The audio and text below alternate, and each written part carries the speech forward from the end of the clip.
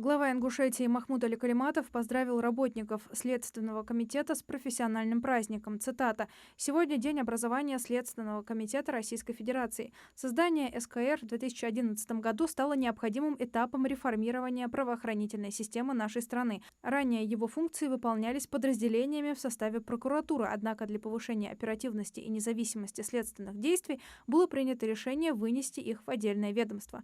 На сегодняшний день в ведении Следкома России находится расследование преступлений коррупционной направленности, тяжких и особо тяжких преступлений против личности, преступлений в налоговой сфере, а также ряда преступлений, совершенных несовершеннолетними и в отношении несовершеннолетних. В этот день хочется выразить благодарность каждому сотруднику Следственного комитета, пожелать здоровья, благополучия и новых достижений на службе Отечеству».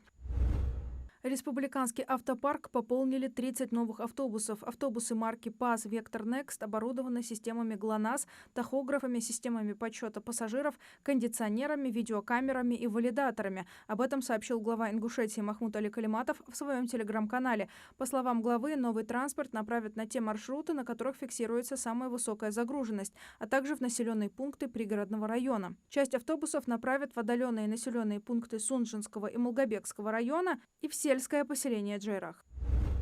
В сельском поселении Троицкое по улице Восточная сегодня около 4 утра произошел пожар. Загорелся второй этаж и частично кровля частного жилого двухэтажного дома. Площадь пожара составила 140 квадратных метров. Жертв и пострадавших нет. Причины и последствия происшествия устанавливаются.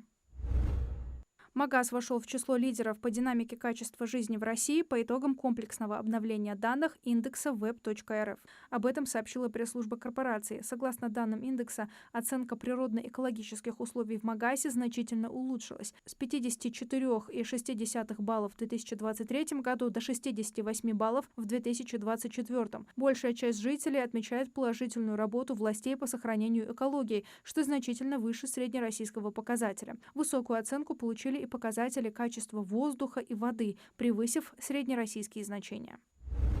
В преддверии 80-й годовщины Победы в Великой Отечественной войне начал свою работу официальный телеграм-канал «80 лет Великой Победе». Подписчики смогут ознакомиться с историями о том, как приближали победу на фронте и в тылу, с интересными фактами о сражениях и героях, с личными фронтовыми письмами и воспоминаниями, а также информацией о мероприятиях празднования 80-летия Победы. По программе «Молодая семья» молодые супруги могут получить от государства субсидию для приобретения жилья. По программе можно получить 30% для супругов без детей или 35% с детьми от стоимости жилья. Семья должна быть признана нуждающейся в жилом помещении, и возраст каждого из супругов должен быть не более 35 лет. Нуждаемость можно подтвердить через органы местного самоуправления в регионе проживания. Необходимо встать на учет по улучшению жилищных условий, собрать нужные документы и подать заявление в орган местного самоуправления. Законопроект о продлении программы Маткапитала до конца 2030 года принят в первом чтении. На текущий день программа Маткапитала охватила уже более 14 миллионов семей. Как отметил замминистра труда и социальной защиты России Андрей Пудов, в настоящее время действие программы распространяется до 31 декабря 2026 года включительно. Материнский капитал – это ключевая демографическая мера поддержки семей с детьми, которая позволила существенно увеличить число рождения вторых и последующих детей.